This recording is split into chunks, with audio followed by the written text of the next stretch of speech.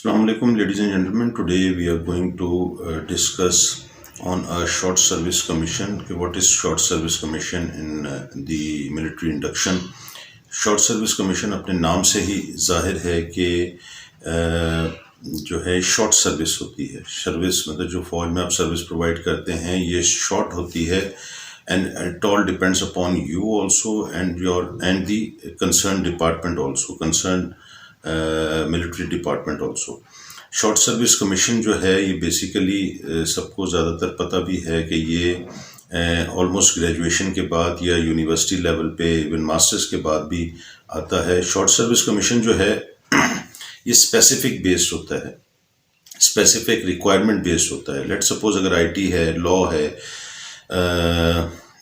IT department है, law department है, इस तरह के डिपार्टमेंट जिसमें ज़रूरत होती है, आईआर डिपार्टमेंट है जिसमें ज़रूरत होती है फ़ौज को कि एक थोड़ा पढ़ा लिखा और नो हाउ वाला बंदा जो इस डिपार्टमेंट को ऑलरेडी जानता हो और या पढ़ रहा हो या उसने पढ़ लिया हो कुछ काफ़ी पॉइंट उसके उस पर्टिकुलर सब्जेक्ट को, तो वो फ़ौज में आके अपनी खिदमत अंजाम दे सकता है। थोड़ा सा मैच्योरिटी लेवल जो है वो हाई होता है।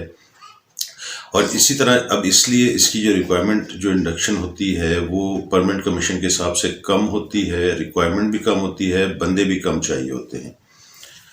तो अब ये तो फौरन इसका ये एक छोटा सा प्रियम्बल हो गया कि जी ये एक क्यों होती है और किस बेस पर इसको किया जाता है।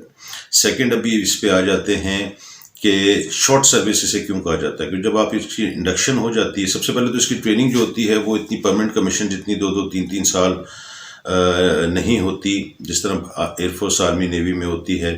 और इसकी लिमिटेड टाइम पीरियड की बेसिकली ट्रेनिंग होती है। नॉर्मल्स जो basic norms and rules and regulation of the military होते हैं वो बताए जाते हैं।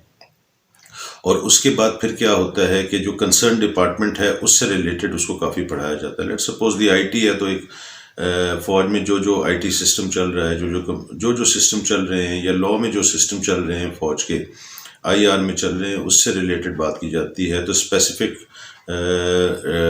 जो फील्ड होती है उसके हिसाब से पढ़ा जाता है। तो इनकी ट्रेनिंग कम होती है, 6 महीने से लेकर साल तक भी होती है। आगे पीछे प्लस माइनस होते हैं, छोटे छोटे कोर्सेज होते हैं जो कि करवाए जाते हैं।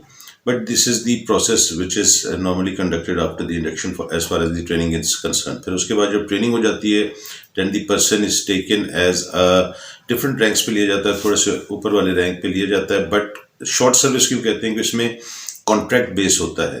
कॉन्ट्रैक्ट बेस ये है कि जब आप इंडक्ट हो जाते हैं तो डिफरेंट फौज की डिफरेंट पॉलिसीज डिफरेंट डिपार्टमेंट के बारे में है। तो आपका एक बॉन्ड भरा जाता है कि जी आप 5 साल 7 साल इस डिपार्टमेंट को देंगे and you will not be able to go out and कहीं और आप फौज नहीं छोड़ सकते। और अगर आप छोड़ेंगे तो आपको जो ट्रेनिंग के पैसे हैं जो आप पे फौज ने खर्चा किया है वो आपको पैसे देने पड़ेंगे। तो बंदा छोड़ता तो नहीं है, जाहिर सी बात है, क्योंकि जब आया इस काम के लिए है।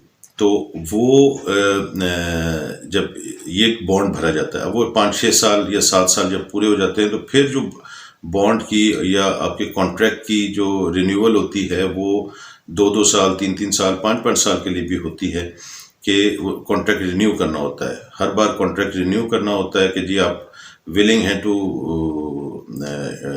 Continue providing your service to the military. अब वो आप पे भी डिपेंड करता है और डिपार्टमेंट पे भी डिपेंड करता है। आप पे इसलिए आप हैं कि आप कंटिन्यू नहीं करना चाहते हो स्पेसिफिक पीरियड के बाद, जो कि पहला बॉन्ड था, उसके बाद आप नहीं करना चाहते तो यू कैन स्किप। बट उसमें terms and condition as per जो मिलिट्री के जो शुरू में आप आते हैं और जो आपसे बॉन्ड भरा जाता है, जो आपके एग्रीमेंट होते हैं वो होता है उसके हिसाब से होता है। उसमें आप भी छोड़ सकते हैं, डिपार्टमेंट भी छोड़ सकता है। इसलिए शॉर्ट सर्विस कमीशन वालों पे नौकरी छूटने की तलवार भी लटकी हुई होती है कि खुद नहीं छोड़ना चाह रहा लेकिन डिपार्टमेंट सेटिस्फाई नहीं है आपके प्रोसेस है, आपके प्रोसीजर्स, आपके काम से, तो फिर वो ऑब्वियसली आपको अल्लाह हाफ़िज़ कहते हैं। फिर नाउ आपके क्या होता है कि आप जो है फिर आप नहीं कर सकते, कंटिन्यू नहीं कर सकते, तो जॉब छोड़ने की एक तलवार लटकी हुई होती है। बाकी जो पर्क्स एंड प्रिविलेजेस की बात हम करें तो पर्क्स एंड प्रिविलेजेस जो हैं सेम होते हैं जैसे बाकी फ़ौज के डिपार्टमेंट में होते हैं। और इसमें जो होता है यूनिफॉर्म और मराहत और मेडिकल और जो भी जो चीज़ें जो नॉर्मल एक परमानेंट कमीशन वाले को मिलता है वो उसको आपको भी मिलता है, घर भी मिलते हैं और बाकी चीज़ें भी मिलती हैं।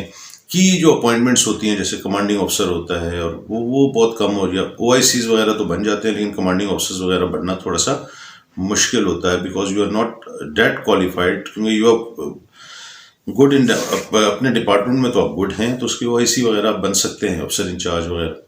तो बट ये कि ये बात की प्रोसेस है, इस पे हम कोई खामखा कि अपना टाइम वेस्ट नहीं करेंगे ऐसी बातों में कि, लेकिन ये कि ये चीज़ होती है। अब अगर आप बॉन्ड भरते रहते हैं और आप फौज भी आपसे सेटिस्फाई है आपकी सर्विस से और आप भी सेटिस्फाई हैं फौज से और आप कंटिन्यू करते रहते हैं, तो जिस तरह रिटायरमेंट होती है तो आपको पेंशन और बाकी जो रिटायर्ड पर्सनस को जो मुराद मिलती हैं वो आपको कंटिन्यू वैसे उसी तरह मिलती है।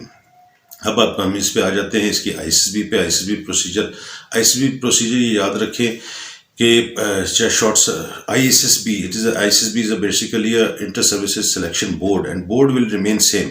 बोर्ड आपके लिए अपने ऊपर नीचे चीज़ें नहीं करता। यस, मेच्योरिटी लेवल को समझते हैं शॉर्ट सर्विस वाले, little bit mature, they are mature people, they are specific subject qualified also, so that's why the expectations are different, but the ISSB procedure, all the exams of GTO, psych and deputy president and all other relevant exams are similar, not as similar, they are similar, same होते हैं क्योंकि एक board है, उस board ने अपना काम करना और वो बोर्ड का एक प्रोसीजर है कि वो इस तरह करके वो करता है। तो जब वो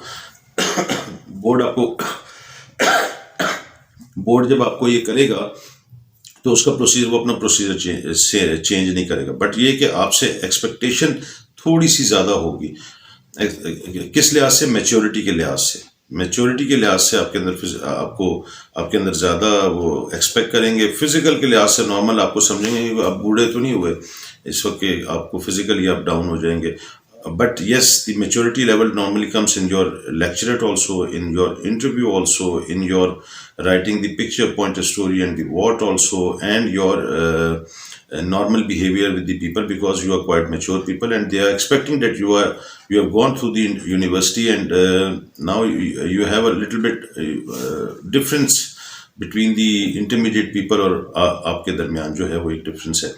इंटरव्यू में भी सेम होता है। ये मेच्योरिटी लेवल जब वो चेक करते हैं तो साथ साथ जो खबासत लेवल है ना वो भी बड़ा ज़बरदस्त चेक होता है। खबासत लेवल में क्या है कि पता सबको होता है, हमें भी पता होता है, सबको जो बड़े होते हैं उनको पता होता है कि लड़का यूनिवर्सिटी लेवल पे चला गया।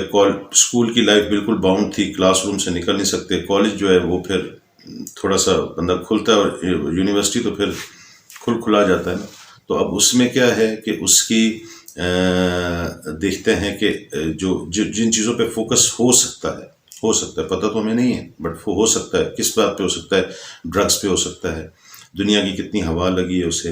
अच्छा जी, ऑपोजिट जेंडर्स के साथ दोस्तियां और यारियां पालना जो है वो कैसे है, और जब साथ ही ऑपोजिट जेंडर्स पढ़ते हैं, चाहे लड़की है चाहे लड़का है, जिसका भी शॉर्ट सर्विस कमीशन या ग्रेजुएशन की बेस पर होता है, तो the selector must be having in his mind के ये लड़का या लड़की जो है ऑपोजिट जेंडर्स में कितना इन्वॉल्व है, बॉयफ्रेंड गर्लफ्रेंड वाला चक्कर रखा हुआ है, यानी सेक्सुअली चीज़ें इसको मैच्योरिटी और एडवांस लेवल पे आ गया। ड्रग्स का है, सियासत में यूनिवर्सिटी में ज़्यादा सियासी चीज़ें होती हैं, लड़ाई झगड़े भी होते हैं पाकिस्तानी माशरे में, दुनिया में ही हो रहे हैं, पाकिस्तानी माशरे के बड़ी बड़ी यूनिवर्सिटीज़ में ये हो रहा होता है। तो अब उसमें सियासत की बेस पर तो नहीं, सियासत का एक अंसर तो नहीं आ गया, सियासत की एक कीड़े तो नहीं इसके अंदर पलने शुरू हो गए।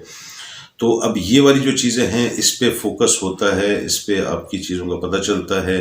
और फिर इसमें अगर यूनिवर्सिटी पे भी आके अगर ऑर्गेनाइज नहीं हुआ, because you are mature now, quite mature enough, इसके बाद यूनिवर्सिटी के बाद आपने क्या पढ़ना है?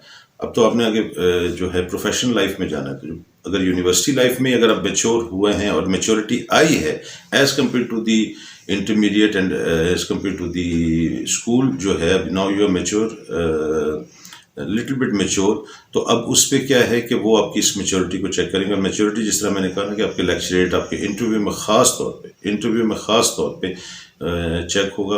तो this is a short service commission, little bit